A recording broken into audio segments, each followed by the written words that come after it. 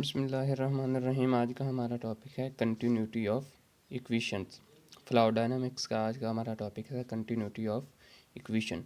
बिलफज़ हम जब इसको कंटिन्यूटी ऑफ इक्वेशन को प्रूव करेंगे तो हमें जो फ्लूइड चाहिए ना वो आइडियल होना चाहिए या स्ट्रीम लाइन फ्लो होना चाहिए। आइडियल फ्लूइड होगा तो उसका मतलब क्या है कि नंबर 1 इनकम्प्रेसिबल होना चाहिए।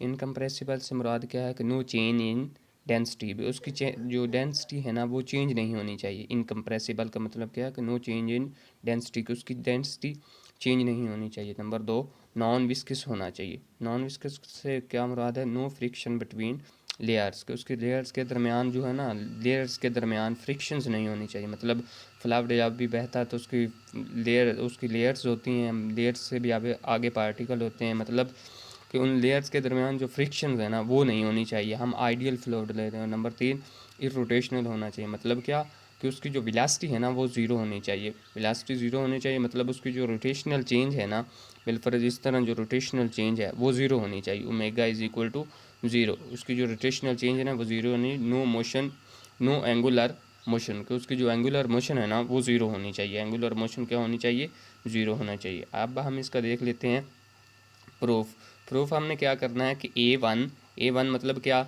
लोअर एंड पे जो एरिया है V1 जो उसकी वेलोसिटी है वो, और अपर एंड पे जो एरिया A2 है और वेलोसिटी V2 है वो क्या होने चाहिए, AV कांस्टेंट। लोअर एंड पे एरिया और वेलोसिटी उसकी क्या होनी चाहिए, कांस्टेंट। हम इसको इस तरह में लिख सकते हैं कि area is inversely proportional to velocity.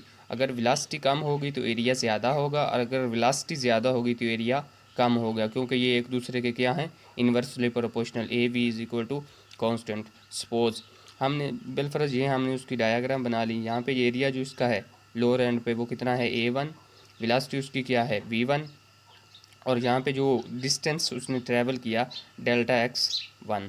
जो अपर एंड पे है जो उसका area V2, area velocity V2, area A2, और जो उसने फासला तय किया वो डेल्टा x2। अब जो हमारा ये लोअर एंड पे ना, यहाँ पे हम देख लेते हैं कि इन डेल्टा टी टाइम में कितना फ्लूइड आगे बहता है।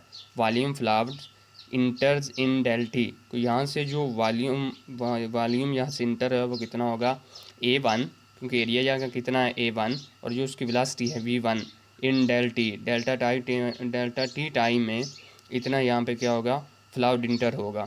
मास of fluid that enters in del time, जो मास यहाँ पे इंटर्स होगा वो कितना होगा, ρ1 V1 इन डेल्टा टी टाइम में कितना होगा, mass of fluid that enters in delta T time वो कितना होगा, रो V1। और हमें यहाँ पे हमने वॉल्यूम निकाल लिया तो हम यहाँ पे डेल्टा टी कैसे लिखेंगे, रो वैसे ही। और जो जो इसका वॉल्यूम है ये इसका क्या है, वॉल्यूम है A1 V1 इन डेल्टा टी टाइम। ये तो हमारा था लोअर एंड पे कितना फ्लूइड इसमें आगे बहेगा। अपर एंड पे हम देख लेते हैं volume of fluid that leaves eight delta T time, कि डेल्टा टी में यहाँ पे कितना फ्लूइड लीव करेगा या कितना फ्लूइड आगे बहेगा, वो क्या है A2 V2 delta T time. Mass of fluid that leaves in delta T time, जो मास होगा हम जानते हैं कि मास पर डेंसिटी इज इक्वल टू होती है मास पर यूनिट वॉल्यूम, और हमें क्या चाहिए, हमें मास चाहिए, तो rho V is equal to mass. इस तरह हम यहाँ से क्या निकालेंगे, रो वी, और ये वॉल्यूम इसकी जगह पे पुट कर देंगे। इन डेल्टा ई टाइम में rho A2 V2 del T change in time में कितना फ्लूइड बहेगा या कितना यहाँ से आगे मास एग्जिट करेगा। कंजर्वेशन ऑफ मास, ये इक्वेशन ऑफ कंटिन्यूटी किस पे बेस करती है, कंजर्वेशन ऑफ मास पे बेस करती है। तो हम दोनों डेल्टा टी टाइम को इक्वल रख लेंगे। Rho A1 V1 del T is equal to rho A2, क्योंकि रो 2 हम इसलिए नहीं ले रहे कि हमने कहा है कि नो चेंज इन डेंसिटी, की उसकी डेंसिटी में कोई चेंज नहीं आएगा। Rho A1 V1 del T is equal to rho A2 V2 del T.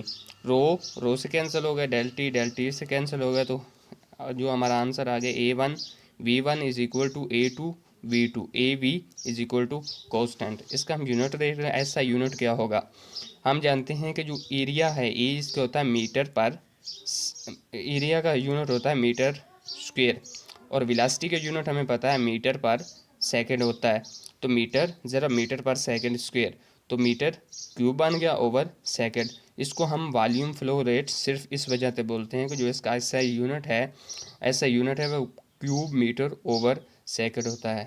तो ये हमारी आज की थी इक्वेशन ऑफ कंटिन्यूटी।